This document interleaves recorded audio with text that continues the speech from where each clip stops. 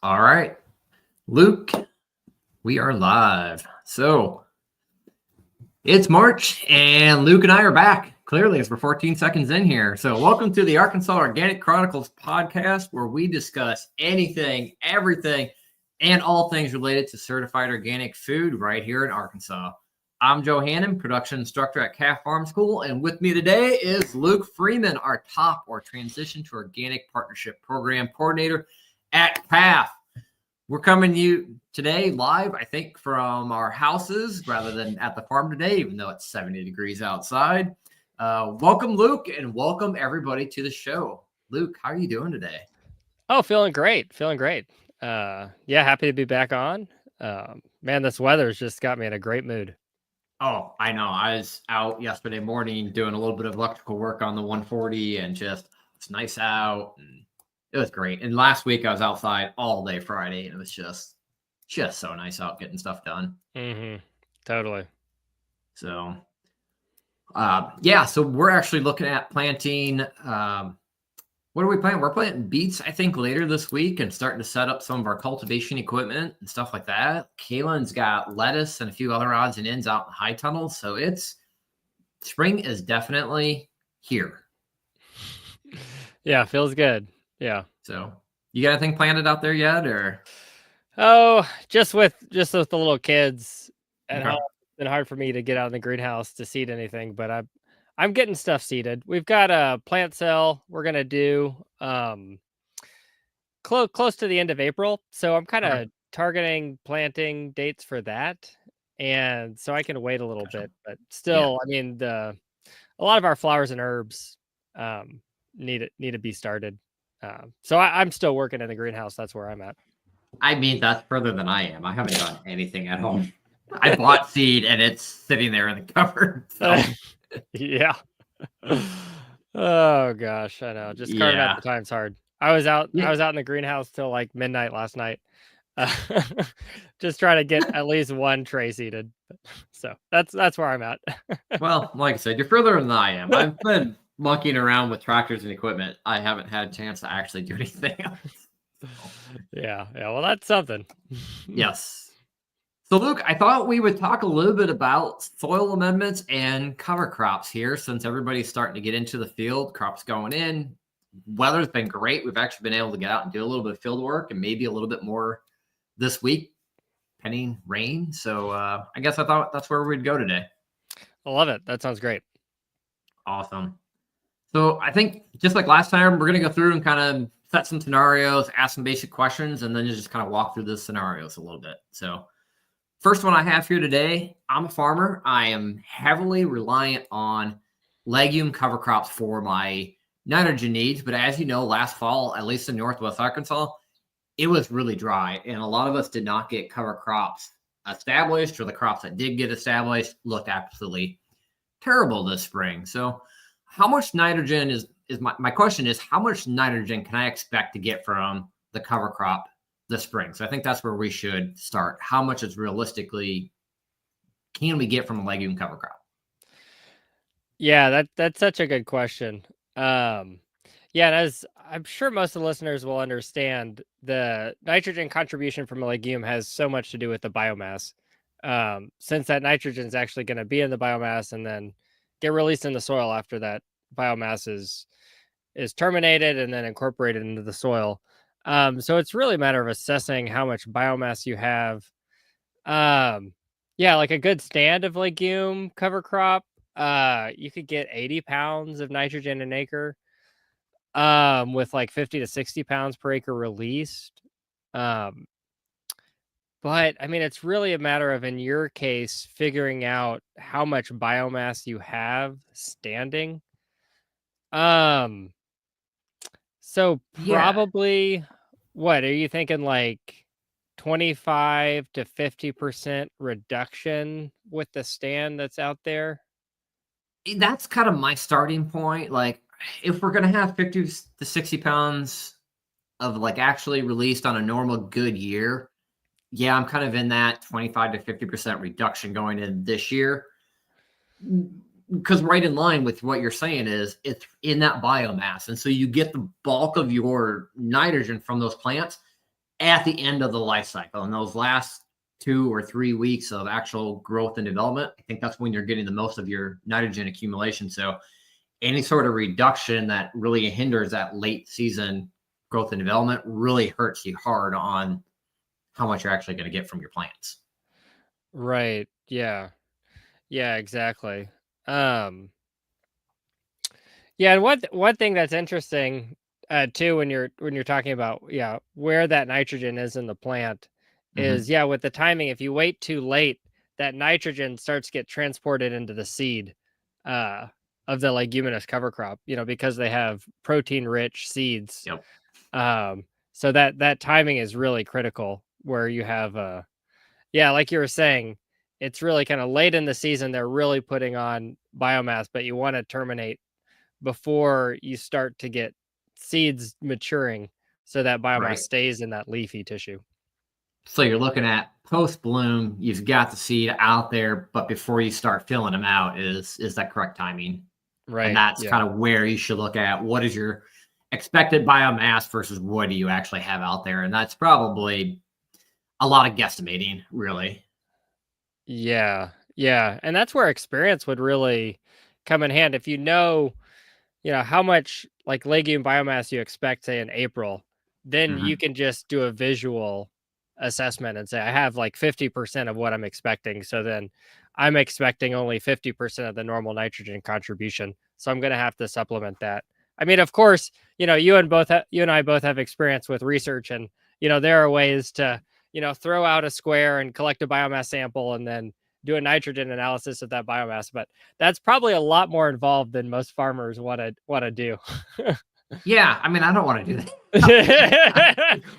Yeah. Visually look at it and like, all right, that looks about half a crop. So it looks like I'm going to get half or less of my expected nitrogen out of it. Yes. I mean, that's kind of where you're at. And really, when you're looking at nitrogen estimations anyway, there's a lot of guesstimations and loose flexibility there as far as how much are you actually getting, especially when we're looking at organic sources, cover crop sources. There's just tremendous variability, based on how good your stand was, how good your stand is in the previous fall, how much water do you have. Like may have a lot of biomass because you got early wet rains, but then it got dry, so you're not getting actual late growth and fill out, and so it's really tough. Yeah. There's a lot of wiggle room, or I don't know, room to not necessarily fudge, but just because we're dealing with a biological system, and some of that nitrogen availability, so much of it has to do with soil temperature, soil moisture, how biologically active is the soil itself, how quickly is it converting that those complex forms of nitrogen into plant available forms. Yeah, there's just guesstimation's probably the best bet, because it's not going to be a precise science. I mean, Yeah, you drive yourself crazy trying to get those hard and fast it numbers is, but on it. even in the lab, it's still really hard to be consistent and get consistent results every year. Yeah. So, I mean, in this scenario, if we're talking about 50% stand visual assessment, we're looking at like 25 to 30 pounds of nitrogen from that legume cover crop. Is that kind of what I you're think thinking? that would be kind of at best. Yeah.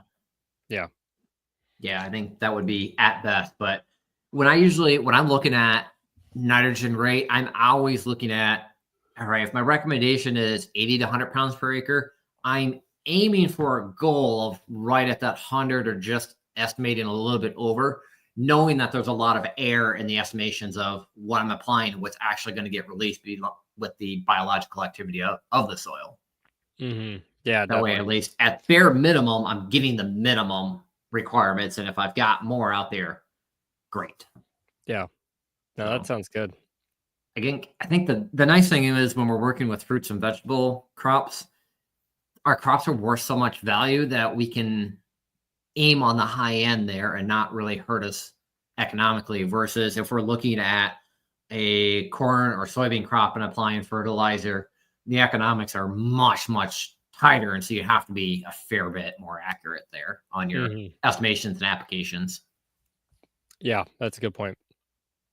There's a reason we have the nitrogen corn calculator and stuff like that, because it's super important to get right. Yeah. Yeah, totally. Okay, so we're thinking definitely there's a cut going to be a cut in nitrogen based on your cover crops out there, but depends on where you're at because we talked to some folks over in Oklahoma and they got rain in the fall last year and they're probably looking at 100% cover crop this summer or this spring. So they're probably not looking at any losses. So it really is location dependent. Mm-hmm. Definitely. All right, Luke, let's move on unless you had something else to add there. No, I think that's good. I think that leads well into this next question. Yeah, so we're short on nitrogen from our cover crops. What are we going to do to supplement nitrogen sources? And I guess let's take a look at our options and maybe just kind of work down the line and what are they and the pros and cons a little bit for each. So, and remember, we're on TV, so the first one is manure. That's right. Keep it PG. Keep it PG. I know I'm a little rough around the edges some days, but today it's all about manure. Yeah. So manure, very, very common fertility source for organic farms. Though, I mean, there are definitely some kind of stipulations and guidelines around use of manure.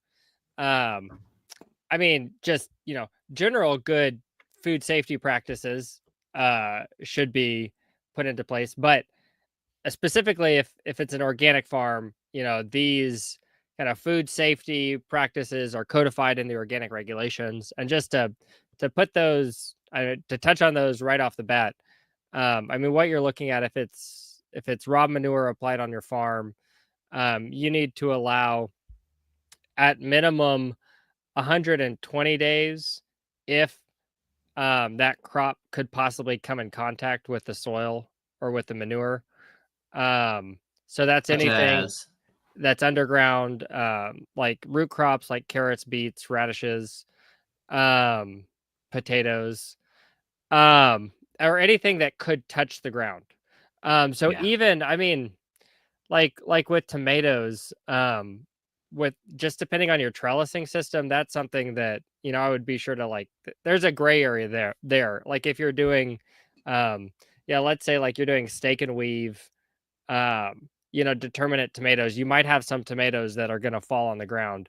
I would talk to your certifier, but it'd probably be best to apply that manure at minimum 120 days before harvesting those tomatoes, just so you're not having to, possibly discard any tomatoes that are touching the soil. But I mean, if it's a crop that's not going to touch the soil at all, let's say okra, for example, I think that's a good one.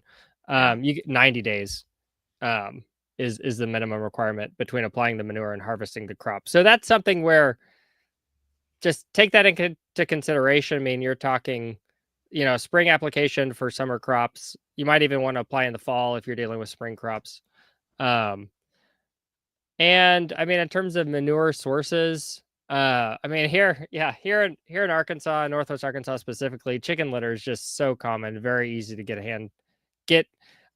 your hands on. And you're looking at 45 to 50 pounds of nitrogen per ton, with, half of that being available in season. Other sources like, cattle, hog, probably less common to get your hands on, but yeah, I'm an Iowa guy, so I always think hog. Not quite as readily available. But yeah, from other livestock sources, probably 10 to 20 pounds of nitrogen per ton on those ones. Yeah. The nice thing about chicken litter is you can meet most of your nitrogen needs pretty easy with manure and still get a fair bit of P and K. So that might be able to provide the bulk majority of your nitrogen or the bulk majority of your fertility needs with chicken litter. Yes. Though, one thing that you definitely notice on organic farms who are using a lot of poultry litter, over time, you can easily get a phosphorus and potassium buildup. Yeah. And then at that point, you're having to look at other sources that are really just nitrogen where, cover crops could then come into play there. Yep. And that's kind of how I usually approach it, Luke, is I'll look at it from, let's grab 50% of my nitrogen needs from chicken litter and 50% from cover crops, organic matter, or some other source on the list so that we don't end up with excess P and K. Mm-hmm. We're kind of putting on maintenance P and K levels at that point and not build up P and K levels. Yeah. Yeah. That's great. That's a really good strategy. Yeah.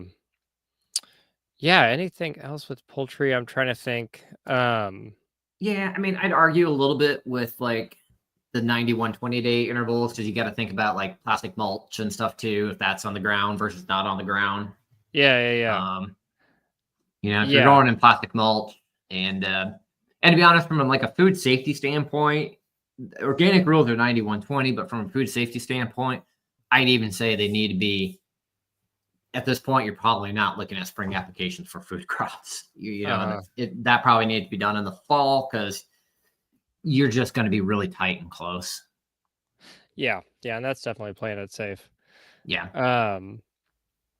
Yeah, I know there had been talk a while back with arsenic showing up in poultry litter. Have you heard about any of that recently? I haven't, no, but Yeah. I don't follow that quite as close as I should. Yeah, I think probably I don't know if they phased out of it in the poultry industry, but anyway, that's just something to think about, especially if it's an industrial litter source. Just make sure there are no contaminants that could possibly be a prohibited substance in organic. Yeah.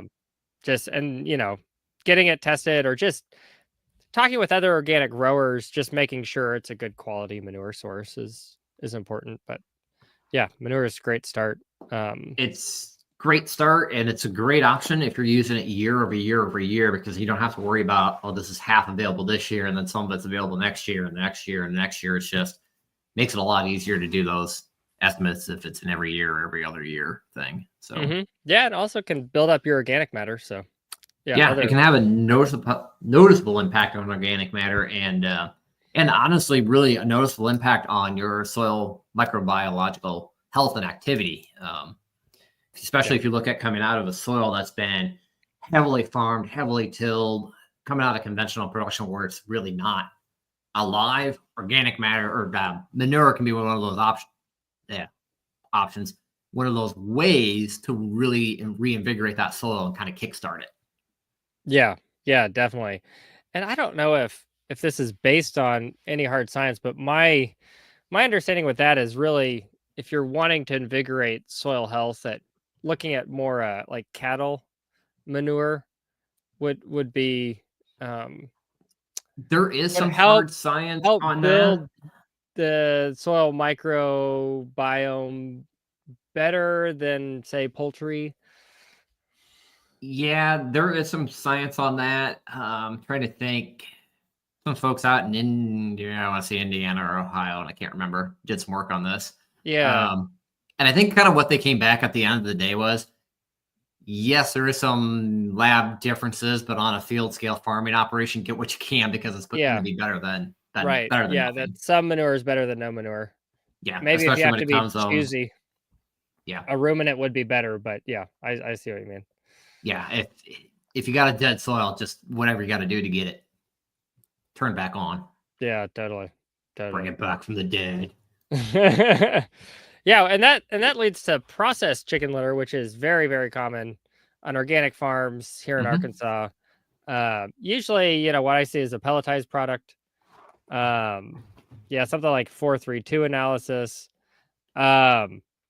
Usually heat treated. So depending on how it's treated, if it's heat treated in a way that would take care of any pathogens, there's no harvest restriction on that, which is really nice. You could use it to side dress.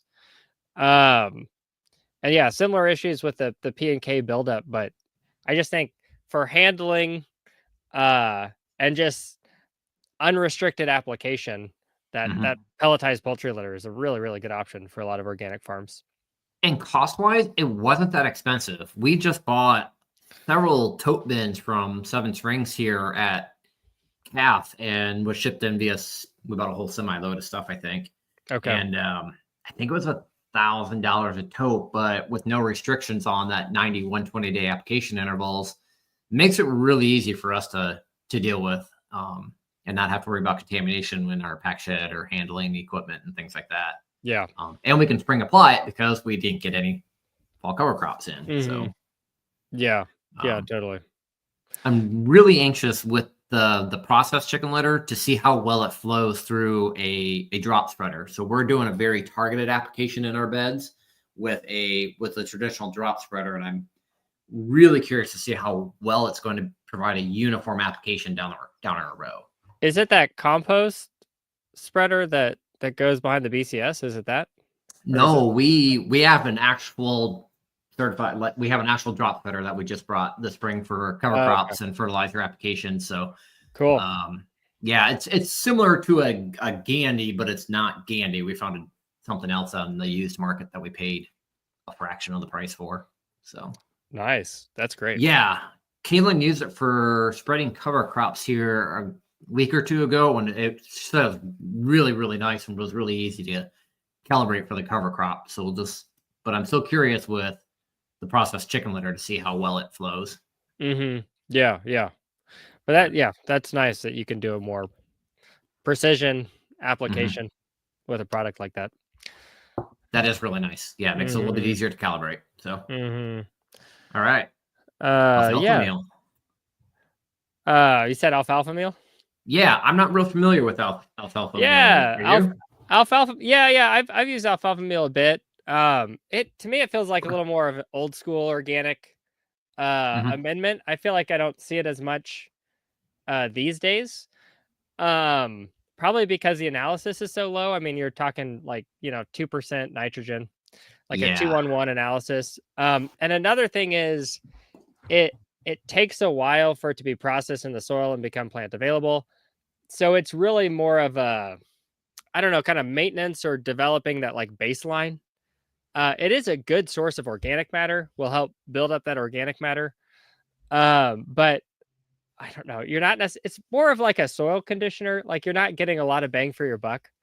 Yeah, this is not what I'm going to pull out and be just like, yeah, let's rock some alfalfa meal at the cost of it and the low analysis of it. It smells great, but I think as a fertilizer source is not my top 5 choices here.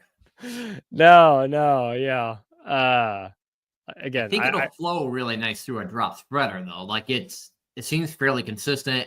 It didn't seem like it was real clumpy. So I think you could get a consistent application, but you're not putting a significant dent in your nitrogen needs. No, you're not. And maybe where it could come into play is if you're blending your own, maybe mixing it with something like feather meal, bone meal. Yeah, but anyway. Not much else to talk about with alfalfa meal. So next, feather meal, like that's a really good high nitrogen source. I mean, as high as 13% in,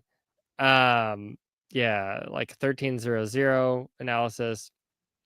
They're like heat treated process, so you're not really dealing with any pathogens there, and fairly quick release. Like 75% of that nitrogen can be available in 40 days. So I mean that's a pretty hot nitrogen source when you're talking about organics. It is, and that's one of those that it's so hard to find a good source that we can use early season, especially under a little bit cooler soil conditions and things like that. And be there when the crop is there, not something that's going to get drug out and show up late in the summer and stuff on us. Yes. And another one similar to that, we don't have it in the notes, but soybean meal seems to play a similar role in terms of being fairly quickly available, fairly high nitrogen. Yeah, I just totally missed that one. But I think it's fairly fast and fairly available. Yes, exactly. Yeah, and I'm seeing like around like a 7.12, so 7% nitrogen, so a little lower than feather meal, but around there. Kind of fills a similar niche for side dress. Okay, let's talk about Chilean nitrate before going to compost. So this one is, I would say it's like the biggest gun when it comes to nitrogen. It's like a real shot on the arm, like with 15% nitrogen, a mine source. The only issue is there are restrictions Yeah, when it because comes it's a to mine the source and it should be yes. restricted. Yes. So that's something for people to be aware of. Um, yeah, like only 20% of your nitrogen can be sourced from this product. Probably something to honestly have a conversation with your certifier about, Yeah. just to see also like kind of where they stand. Like, are there any red flags for them? What would they consider to be overuse of this product? Because it's definitely one of those that it's kind of it's allowed, but it's allowed in a limited fashion. So And it will throw up a red flag if they see that on your input list or in that inspection. I think you're spot on there. yeah, but I would say blood meal is one that is a pretty high nitrogen analysis. Mhm. Yeah, like 12% around there. And that one, kind of like the Chilean nitrate, is very available, Mhm. and can be a good side dress. It's fairly expensive, but I would say like if you're needing something that's a higher end analysis, readily available. Maybe like you need to give your spinach, a little nitrogen boost in the spring or something. Yeah. Blood meal can be a good one. And that's usually where I think of with blood meal or Chilean nitrate is I need just a little early season kick before the rest of my fertilizer or rest of my nitrogen kicks in. Hmm. So you shouldn't need more than 20% anyway, because Yes. you're not wanting that full kick right at the start there. Yes. Yeah, exactly. And I hope listeners are getting this picture as we're talking. There are several different strategies when it comes Mhm. to nutrient management on an organic farm. And it's really establishing that baseline, which is that organic source, like we were saying, cover crops, manure, building organic matter, and getting just a solid bank of that organic component, which is gonna slowly make plant available nutrients available. And then you have these other tools, maybe something that's like a processed poultry litter fertilizer, um that is kind of could be like a supplemental, like every year you're applying Mhm. that, how much to apply, maybe based on your cover crop nitrogen contribution. And then you have those like targeted source. I need a quick shot of nitrogen, something like blood meal, Chilean nitrate, maybe feather meal. So it's nice to have, it's kind of like different tools in your toolbox as an organic farmer. Yeah, we probably should have started there. Like building a nitrogen plan for a crop starts with looking at all your credits. So your credits from your organic matter, like you said, your credits from your cover crop, your credits from any manure applications, and then what is your total need? And then okay, now I need a little bit of additional material to kind of bring up and meet my plant needs. Hmm. Yeah. So that's usually how we how I approach it is like, all right, I need so much. Here's what I'm getting from my organic matter. Here's what I'm getting from my compost or my not my compost, my cover crop. Here's what I'm getting from manure applications, and then what do I need to finish it out? Yeah. Yeah, definitely. So, and I guess that's a fair question to ask. Then, where do I find those plant based needs? How much do I actually need to apply for my crop, or how much do I actually need total wise for a crop for my crop? Hmm. And I guess I use the Southeast Production Guide a fair bit. It's a really good source that tells you this is how much total nitrogen you need. This is what your P and your K needs are, and then you can take your cover crop and your organic matter and your manure applications and figure out okay, based on this from the Southeast Guide, based on what I got in the field, this is how much additional I have to apply. Yeah. Yeah, that's a good one. Um, Also, Knott's Handbook for Vegetable Growers is an Mhm. older one that I think they have tables of those. They got lots of tables of those. Yeah. Lots of tables. Yep. Yep. Yeah, nutrient needs. Yeah. Um, all right. Compost. Ready to talk about compost?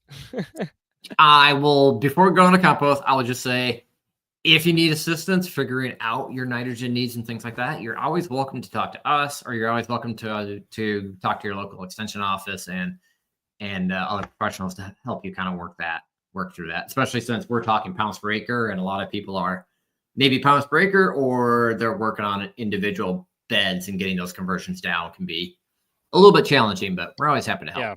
Oh, absolutely, absolutely. And we even have like a technical assistance form you can fill out on our website, Arkansas Organic Ag .org and or arkansasorganicag.uada.edu and top tab technical assistance under program areas, and we've got a form you can fill out if you want to file a request there. Cool. Okay, so Compost. compost, save that for last.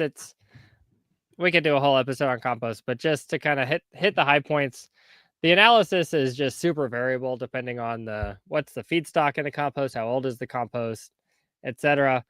Let's just say it's around 111. I would never really advise to use compost to credit like nitrogen. If you're doing the nitrogen credits like you're talking about, Joe, Yep. I wouldn't put that in the calculation. Would you ever do that? I have, but only when I've used it in inappropriate, excessive amounts. So when I'm using it in appropriate amounts, no.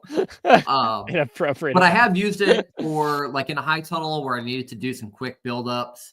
I have used it in that case, but in that case, we are applying significant amounts. We're applying a ton of compost in a high tunnel. So you're gonna have some, but otherwise, no. I consider it more of a soil conditioner and a biological food source than a nitrogen source. Yes. Yeah. And I mean, that's a really good point. Yeah. In a high tunnel, you can afford to apply compost at a really high rate that you just couldn't afford to do in a field situation. Yeah. And then, compost, it does have its own rules around production. According to the National Organic Program, if you're buying your compost from a verified source, you really don't have to worry about that. If you can verify that it's organic compliant compost, they might have records you can ask for. If it's ever something you're interested in doing on your own farm, which that's definitely like an advanced technique, I wouldn't necessarily recommend. That is not for a first 5 years in the industry to start making compost. Like there's whole businesses that just make compost because it's actually really hard to do it and follow the requirements to get it to be USDA compost and not have those harvest restrictions. Yes, because you're looking at having to hit certain temperatures for a certain amount of time, turning it so many times within a period of peak temperatures. It's very very complicated and best left to kind of commercial compost producers.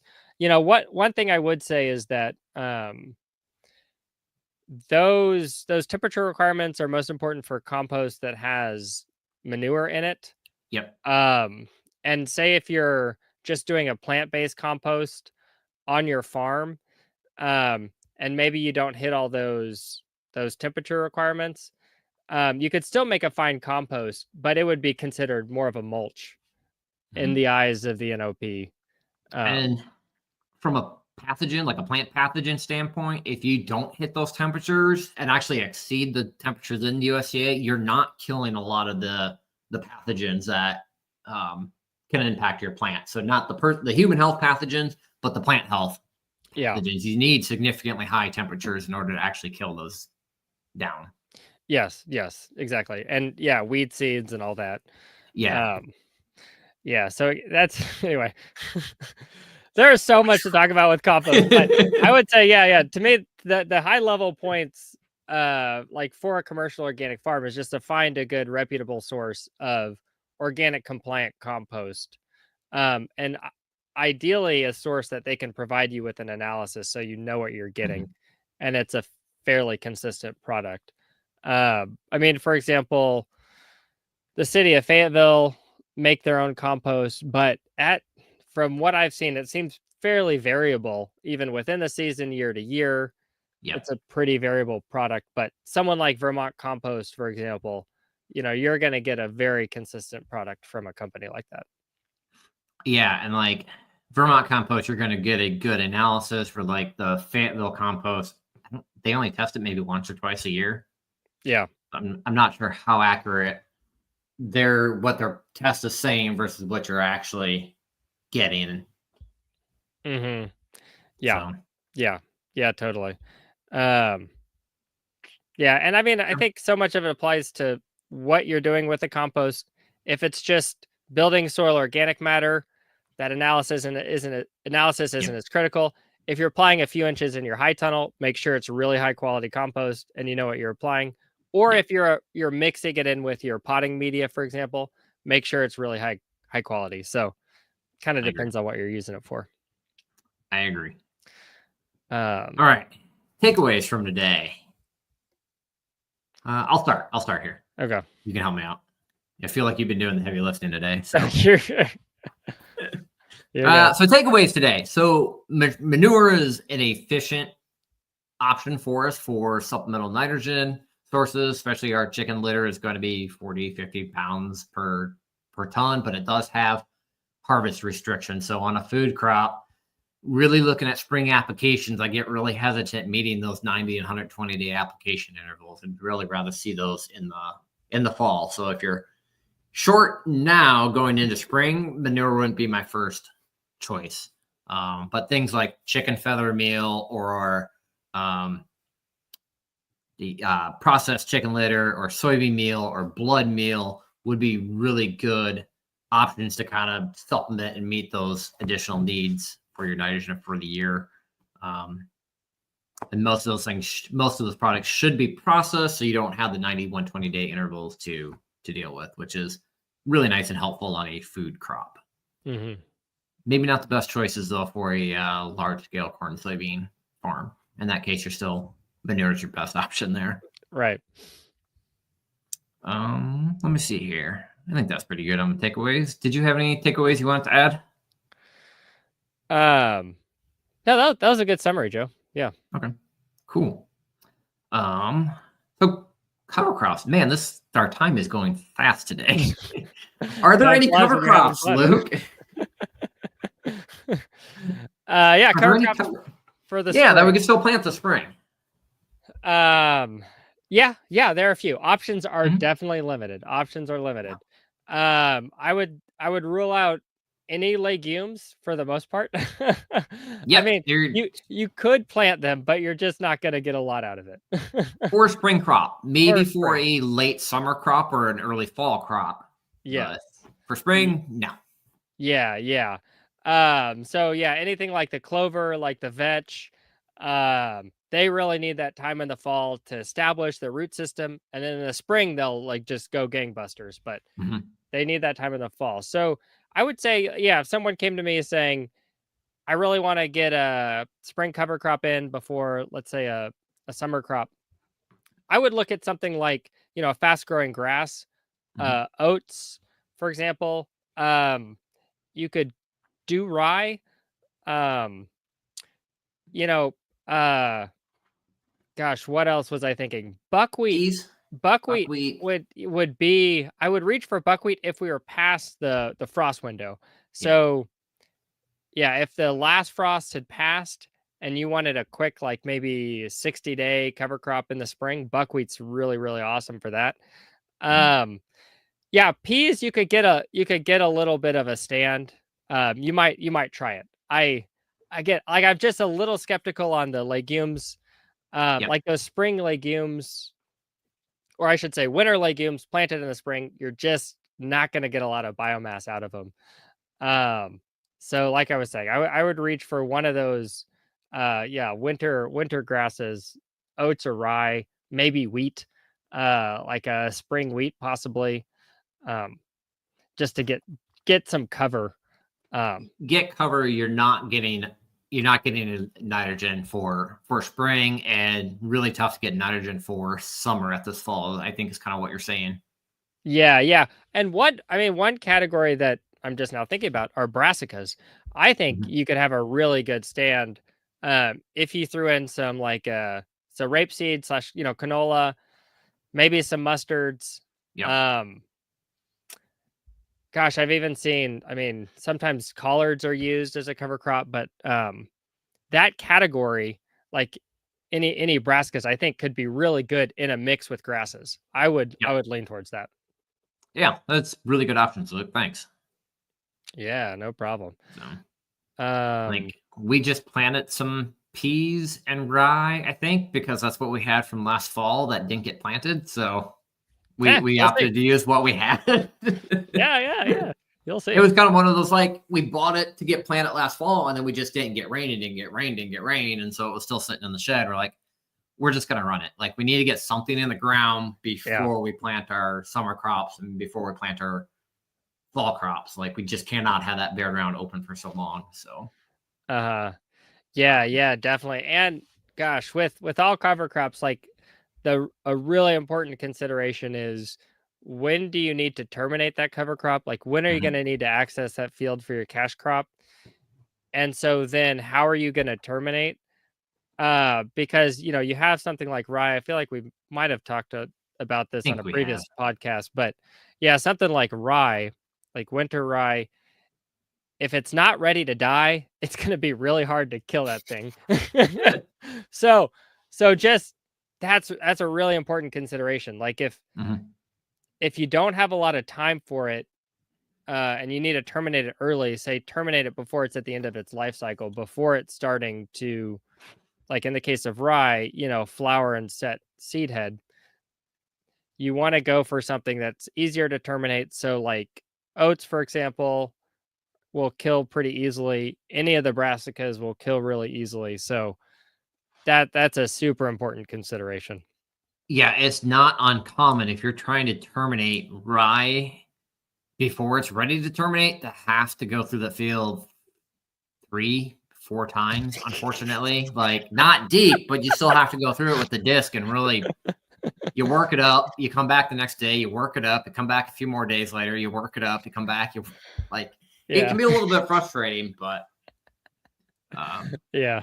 like I said, for us, unfortunately, it was what we had. It just we can't Oh, just sit on seeds. So and that's farming. I mean, it's like there's yeah, the ideal and then there's the reality, and you yeah. just do what you And the got to reality do. for us, like, we got really weedy fields. We need to get something out there, and we're gonna have to go through the fields a bunch of times anyway, just to try to get them cleaned up. So Yeah. that's Yeah. Oh man, and gosh, that's the thing that's so fun about cover crops, is like so much of it is what are your specific needs, and if you're mhm, dealing with a lot of spring weeds, those brassicas can be really good at out competing spring yeah. weeds.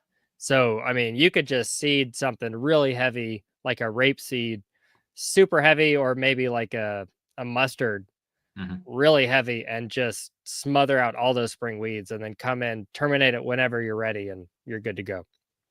Yeah, I think we got spring weeds, summer weeds, fall weeds, winter Yeah. weeds.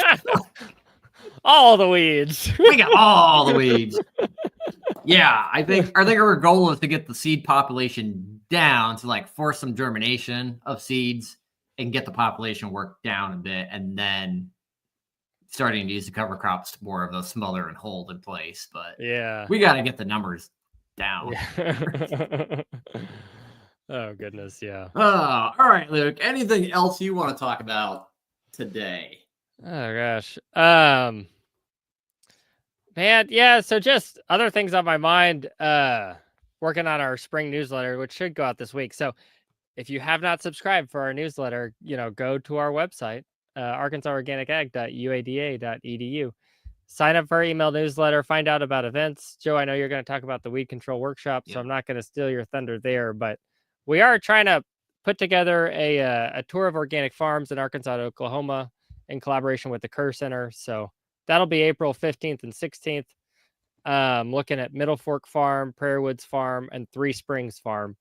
That should be a really good event, catered towards extension professionals or NRCS, or if you're in that class of kind of ag service professional, this event really is for you. So if you're interested in that, definitely get in touch. But we're gearing up for a pretty busy spring season, and just a season jam packed with really good events. So Yeah. a lot to look forward to. And Luke, we had our first comments come through on the YouTube channel. You're kidding me. No, I'm not kidding you. Mike just said, yeah. So Mike commented. Thank you, Mike. Reminder that mustards are great biofumigants, and he is absolutely right. We did not mention that, but mustards are a great way if you got some soil pathogens, you got nematode options or issues. mustard's going to be a great way to reduce Totally. those populations. And then he mentioned southern peas for biomass. And Yeah. being a northern guy, I'm not real sure what southern peas are. So. Oh yeah. So southern pea, cow pea, iron and clay is a really common Oh, okay. Yep. cover crop variety of southern pea, cow pea. Yeah, the issue I didn't talk about southern peas because we're talking about spring and Yep. they're frost sensitive. So Yeah. those would be good to seed after your last spring frost date. But yeah, southern peas, man, my go-to summer cover crop would be sorghum Sudan grass plus cowpea. That's Okay. perfect Nice. combination right there. But yeah, Mike, thanks Awesome. for the comments. It's great to have a little bit of interaction here. It is. That's our first comments. High five, Mike. Awesome. All right. So we've got organic farm tours. We've got comments finally showing up. That's fantastic. I totally should have been watching. I just missed it over there. Yeah. So I think the last thing I've got to mention before we get off here today is be on the lookout in the newsletter for the weed management field day coming up on April 30th. We've been working really hard getting our tractors and equipment up and going. It's been a never-ending battle. It's an absolute gauntlet, I feel like. But we're going to have 1, 2, 3, 4 tractors plus a walk-behind tractor. So that'll be 5 cultivators out in the field that participants will go through, and you'll be driving the tractor. You'll be making adjustments to the cultivator, seeing how you change the angles on things, you change the speed, look at different cultivators. And I think it'll be beets. There'll probably be a couple fields of beets plus some plastic culture crops that you'll go out and cultivate. You'll see we'll be doing some propane torching and seeing the impacts of propane timings or torching timings on weeds at, coming through and torching, what I want to say, torching the ground right before emergence or right at germination, and kind of some variations there. We will have the robot. I think Claire's going to be out with the robot, probably weeding some soybeans or something.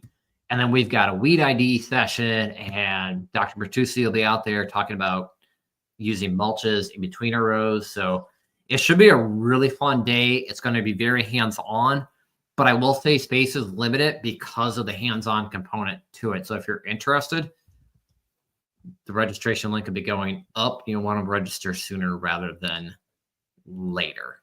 Yeah. Yeah, definitely. Is there a way we can share a link through the stream? There probably is, Luke, and I have no. Oh, yeah. If I had the link, you could just post a comment. Should have had that ready. Cool. Yeah, let me send that to you, Joe. Okay. Or you can just drop the comment in there, I think. Okay. Yeah. So while that's waiting to come through, I think next month we'll even give you a little sneak peek of what we're going to have. I've been out there working on our Farmall 140, our Kubota L245H, so our high cop tractor. We've got a John Deere high cop tractor, which just got outfitted with a whole new suite of implements underneath all of those. And then we've got some old school Spider Gangs behind one of our tractors. So it should be a lot of fun. And like I said, very hands-on. Everybody is going to be driving and operating. Yeah, it's going to be great. Joe, I just sent you in the private chat the link if you want to put it in the comments. I'm not logged in, so I'm not able to post a comment myself. I would totally do that if my screen hadn't just gone blank. Oh no. Yeah, I'm just directing people to our events page on the Arkansas Organic Ag website, which from that events page, they can see the weed control workshop event, and there will be a link to register. That's just a shorter link than the link to the registration page. So that's how I'm going to have people do it. But also, if you're just listening and you don't have the link, just go to our arkansasorganicag.uada.edu website and click on the events tab at the top, and that'll take you to all of our events that we have on the calendar, and you can find the registration links there. All righty. Well, Luke, I'm out of breath. My computer is starting to get a little cranky with me, so I think this is a good time to stop And we'll remind the audience that we'll be back next month at noon, the second Tuesday of the month. And hopefully we'll be live from the field at CAS. We'll be able to highlight and talk about some of our equipment and some things going on out there. And then remind you, if you're interested in maybe hosting a live session out at your place, we'd be happy to come out to your place and have you on as a guest and live feed from your farm. So Luke, thanks for joining us. Thank you, Mike, for being for our first person to actually comment on the show. And thank you, everybody else, for listening. Appreciate it. It's been fun, Joe. All right, Luke. Everybody, have a great day. Bye.